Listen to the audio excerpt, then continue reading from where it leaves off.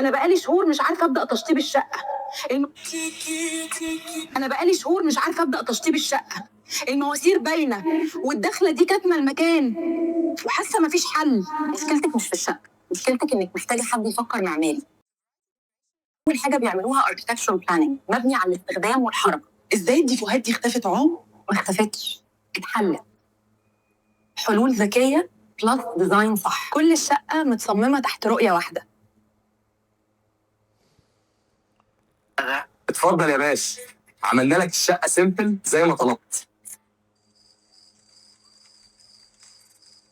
اتفضل يا باشا، عملنا لك الالوان سيمبل زي ما طلبت. الديزاين مش هزار. طب خلينا اتكلم معاك بسرعه كده وفي البسيط منه.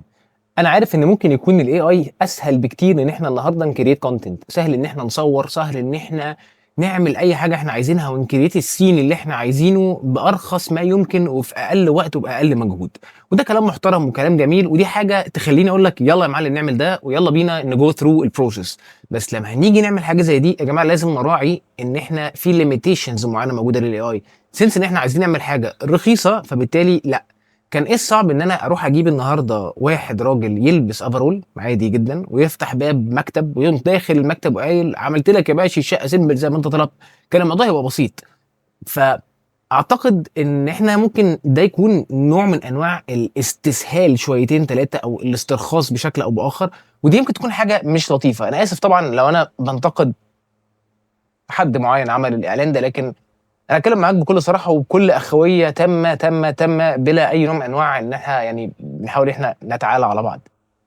الاعلان ده وحش جدا، طريقته صعبه جدا. حتى كمان في براند تقيله مشهوره معروفه هي في الفinTech عاملين اعلان باي اي موديل وحش قوي صعب. طريقه كلامه انا حاسس ان انا في لوسيد دريم، حاسس ان انا بحلم حلم في كابوس. انا حاسس ان انا في كابوس. طريقه الكلام، طريقه الحركه، الفلو بتاع الجسم البني ادم، طريقه كلام البق مع الصوت اللي انا سامعه، الاوفر اول استراكشر. هل احنا ما كانش عندنا القدره ان احنا نعمل ده حقيقي؟ كان عندنا. احنا ما كانش عندنا الوقت وما عندناش البادجت احنا نعمل ده؟ لا عندنا. المشكله هنا يا جماعه مش في البادجت ولا في الوقت، المشكله في التايم مانجمنت والبادجت مانجمنت. انت ممكن تكون صرفت كتير جدا عشان انت اخترت حد غلط في التعيين، فبناء على الحد الغلط ده هو صرف كتير، فبناء على الصرف الكتير انت اتضريت فمبقاش عندك بادجت، مش عايز تصرف فبقيت بتحاول ان انت توفر على قد ما تقدر. بس ده في الاخر بيحطك في حته وحشه جدا ان الاعلان شكله رخيص. يا جماعه في حاجه اسمها براند بوزيشننج. البوزيشننج ده اي براند مانجر في الدنيا لما بيجي يشتغل على البوزيشننج بتاع شركته استحاله يسترخص. الحاجه الوحيده اللي هو بيضطر ان هو يسترخص فيها لو المانجمنت اصروا وقفلوا عليه الحنفيه وقالوا له هو ده المتاح، خلص الشغل باللي معاك.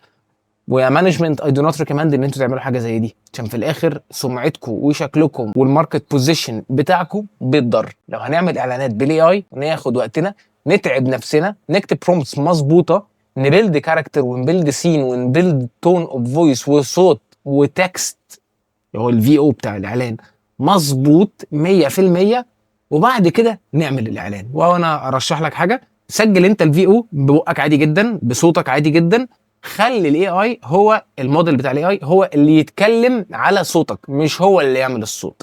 على الاقل يعني هيحاول يطلع الصوت على قد ما نقدر مظبوط. ولو في ايديك ان انت تاخد كاميرا موبايل وتصور بيها مشهد بسيط جدا جدا جدا يبريزنت الفكره بشويه افكتس وبشويه اديت ومونتاج، هيطلع الفيديو حلو. فبعد اذنكم يا جماعه ما نسترخصش.